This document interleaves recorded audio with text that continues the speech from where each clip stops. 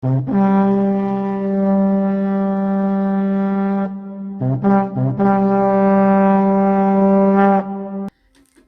you were to play a game, it would be most advantageous to know the rules of the game before you begin.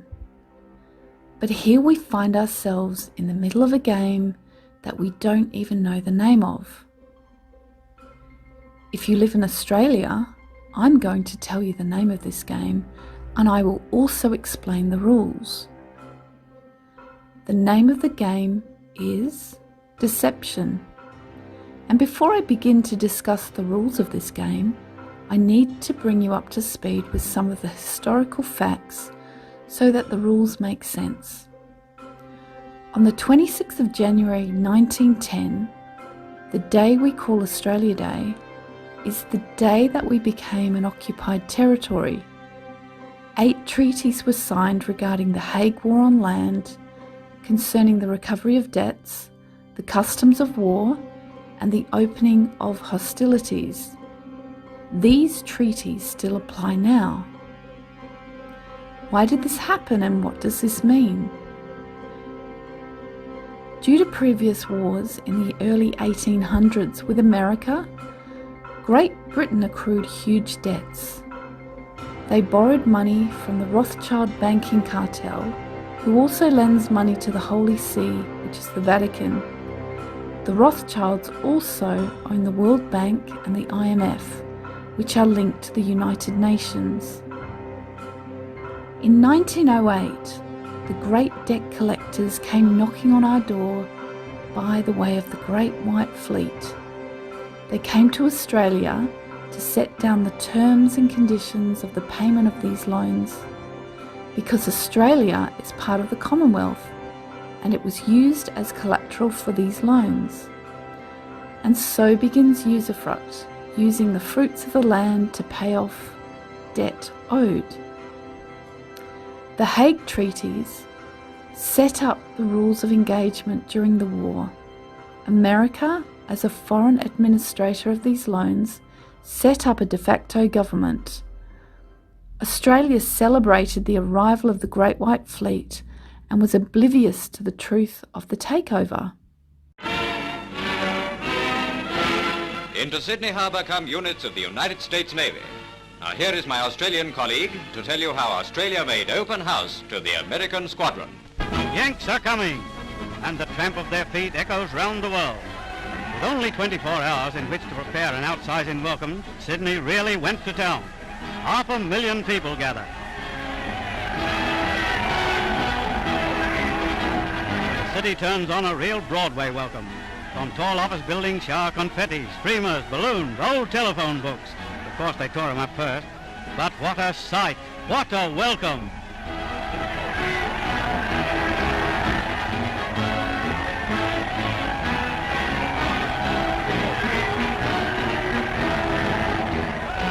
This marvelous demonstration of friendship and goodwill can only happen because the Pacific is still Pacific.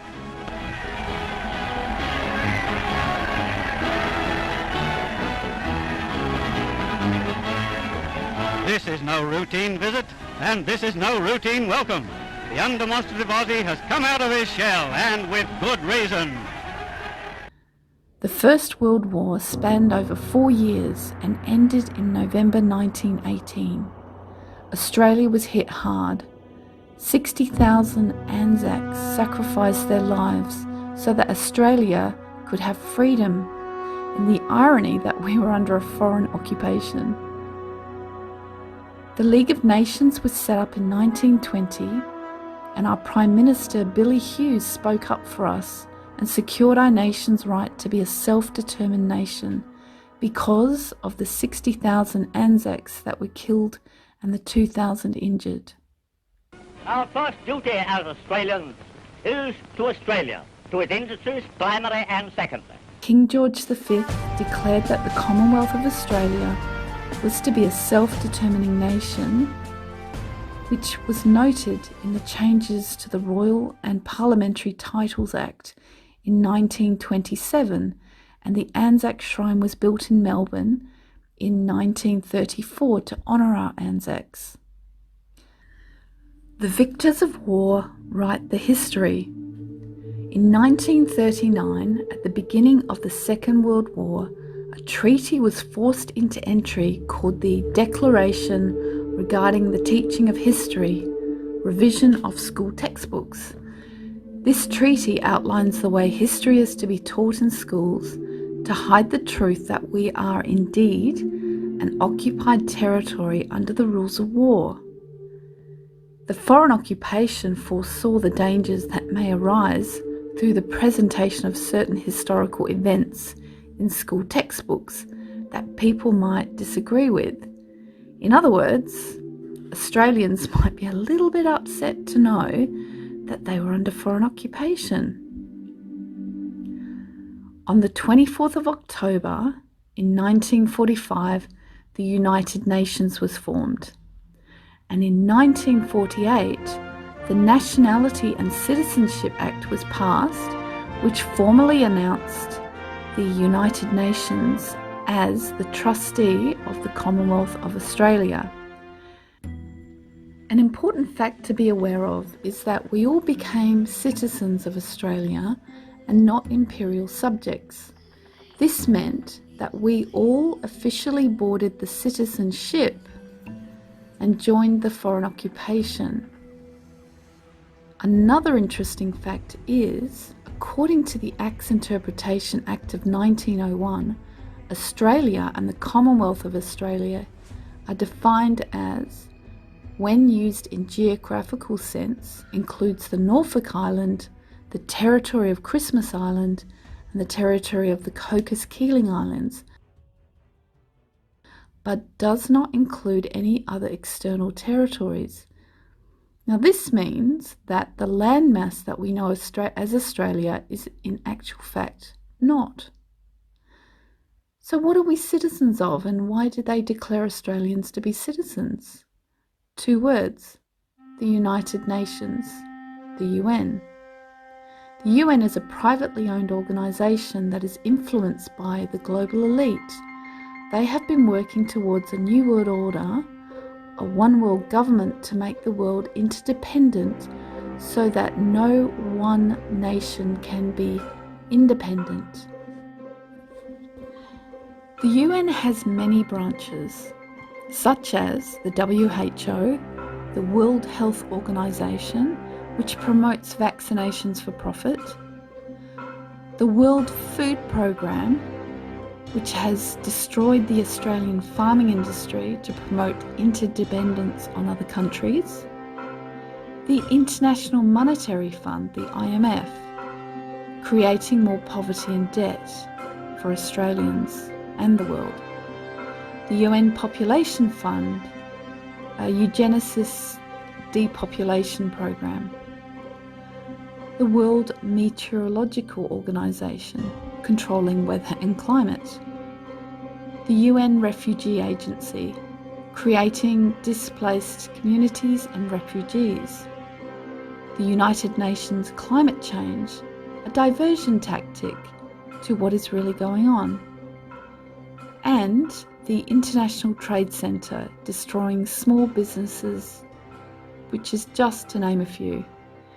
Now, the UN is funded by other private businesses and companies such as the World Bank and the Bill and Melinda Gates Foundation. And over the years, Australia gradually sold out and was sold off, treaty by treaty, act by act, by a de facto government that works for a foreign occupation. In 1973, Gough Whitlam signed Australia over to the Foreign Unidroit Treaty of Rome, handing the equitable title of mineral and energy wealth of Australia over to a foreign power, the head office in Rome. The US signed over the Unidroit in 1964, just after JFK was shot. Coincidence? The Australia Act of 1986 changed the Constitution relating to the Commonwealth of Australia, Constitution Act of 1901 UK. In short, the Constitution was created to protect the people of Australia from corrupt government. Bob Hawke, the Prime Minister of this time, made sure that this changed. This is the end of part 1, and in part 2 I'll be discussing the relevance of the crown and the flag, and in part 3 I will be disclosing the rules of the game, which is the remedy. This is your way forward. If you would like some more information, visit dawnkelly.com.au/blog and make sure you subscribe to my YouTube channel, Dawn Kelly. I also have a backup channel on brand YouTube, Dawn Kelly in a Compass. Hope you enjoyed this video and have a beautiful day. Thank you.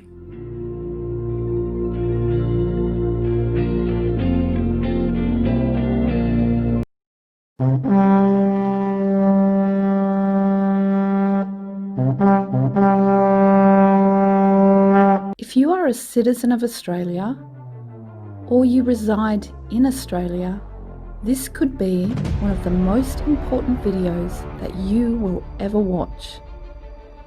There are some secrets that have been kept hidden from us, and now it is time to hear the truth, lest we forget.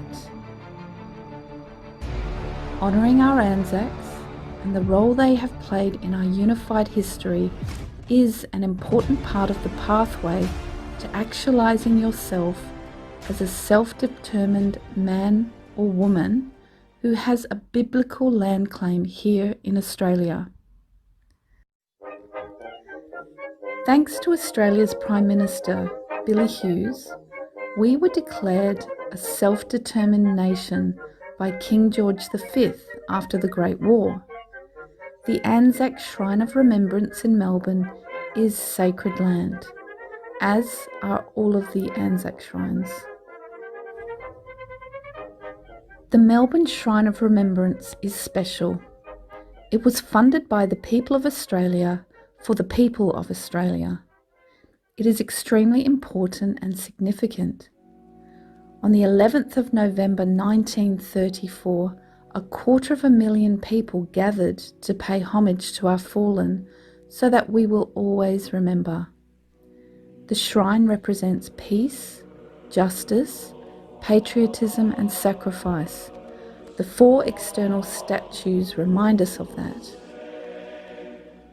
Within the sacred chamber of the Shrine of Remembrance is the Ark of Covenant, otherwise known as the Ark of God. It is depicted as a gold-coloured wooden box, as described in the book of Exodus in the Bible. The book of Exodus gives detailed instructions on how the ark is to be constructed to protect us from the great flood that lasted 40 days and 40 nights. Genesis 7 verse 12 on the KJV version. And the rain was upon the earth for 40 days and 40 nights. A great flood is upon us. We have been taken off of the land and onto the sea, which is the jurisdiction of the Vatican. The ANZAC Shrine of Remembrance tells us how we can come home to the land through the line of authority that takes us out of the jurisdiction of the sea and onto the land that has been laid out before us by our ANZACs, which is God, King and country. It is important to note that Australian law has its foundations within the King James Bible. The Australian Constitution 1900 preamble of humbly relying on the blessing of Almighty God have agreed to unite in one indissoluble federal commonwealth under the crown of the United Kingdom of Great Britain and Ireland under the Constitution hereby established. Jeremiah 3 verse 16, and it shall come to pass that ye be multiplied and increased in the land, and in those days, saith the Lord, they shall say no more, the ark of the covenant of the Lord, neither shall it come to mind, neither shall they remember it, neither shall they visit it, neither shall be done any more. More evidence of the sacred intention of the ANZAC Shrine of Remembrance is that on the 11th month of the 11th day at the 11th hour, the planets align to shine the light of God's blessing on the message, "Greater love hath no man." The term "greater love hath no man" is derived from the Bible verse John 15. Greater love hath no man than this, that a man lay down his life for his friends. John 15:13. Often invoked in the context of self-sacrifice. The ANZAC Shrine recognises the sacrifice of our Anzacs and symbolically anchors in our biblical land claim. This symbolically holds the true line of authority, which is God, King and country, which anchors in our kingdom, lest we forget. And we did.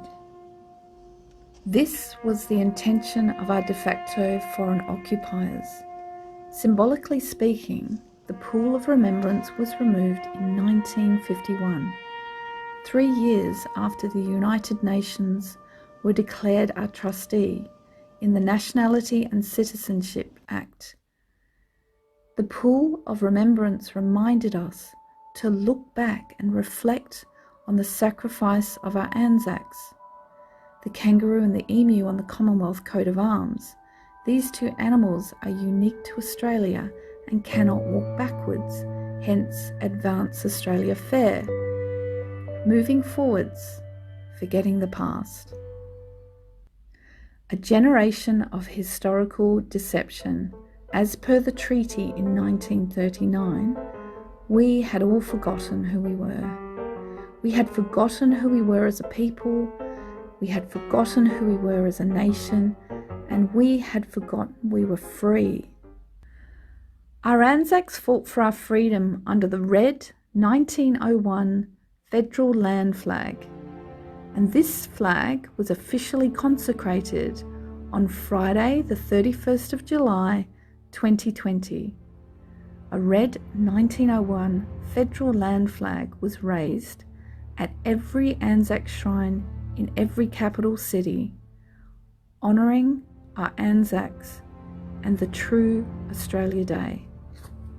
The 26th of January, the day we think Australia Day is, was actually the day we became an occupied territory in 1910, when the Great White Fleet came to Australia to collect the war debt owed, and we signed 8 Hague War on Land treaties that are still in force now.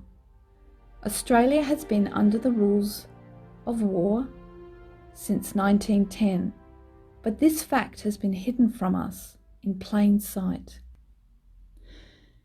There seems to be a lot of confusion between the red 1901 federal land flag and the red ensign flag.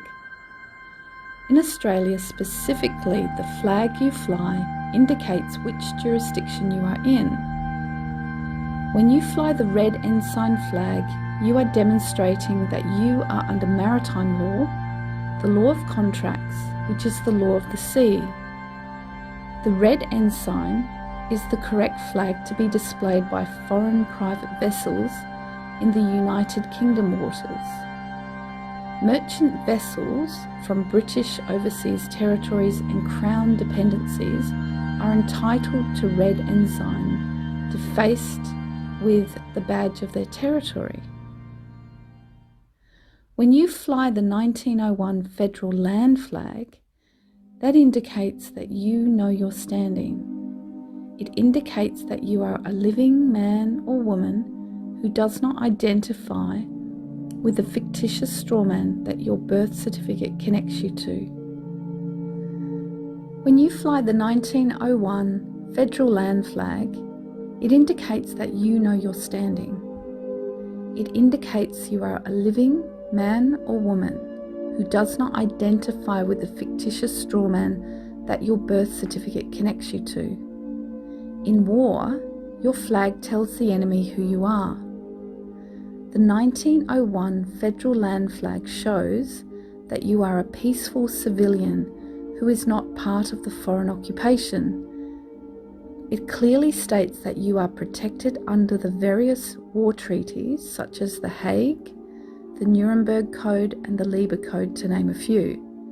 Knowledge is power, and this knowledge is powerful. The blue and red ensign flag was declared the Australian national flag in 1953 by way of the Flags Act of 1953. In 1948, all Australians officially left the land and boarded the citizenship, as documented in the Nationality and Citizenship Act of 1948. The United Nations was declared Australia's trustee. We left the imperial realm as imperial subjects of the Crown and became citizens. The blue flag, officially declared some 5 years later, proves that we were registered under this symbol. Know your flags. According to the 11th edition of Black's Law Dictionary, a flag is defined as a rectangular piece of cloth, bunting or other material decorated with a distinctive design and used as a symbol or signal. It is also something symbolized by the display of the flag, such as a ship or nationality. A maritime flag is used on a vessel to show what country the vessel is registered to. The red 1901 federal land flag has a 3:2 ratio. Its base colour is red with a Union Jack on the top left-hand corner, which is known as the Maritime Bow Flag. It contains the St George's Cross of England, the St Andrew's Cross of Scotland, and the Cross of St Patrick's of Ireland. Underneath the Union Jack, there is a 6-pointed star known as the Merkaba. The word Merkaba comes from a Hebrew word mitz, which means chariot, and when broken down phonetically means light, body, spirit, from an ancient Egyptian translation. If you consider both meanings, it essentially refers to a way of connecting with light, body and spirit through the means of this vehicle or symbol. Perhaps it symbolizes our ascension process in a biblical sense, our ark, so to speak. The Southern Cross stars all have a different number of points, indicating constellation significance of their positioning in the sky from a biblical sense. The star closest to the Merkaba has 9 points, and moving clockwise, the stars have 8, 7, 6, and 5 points.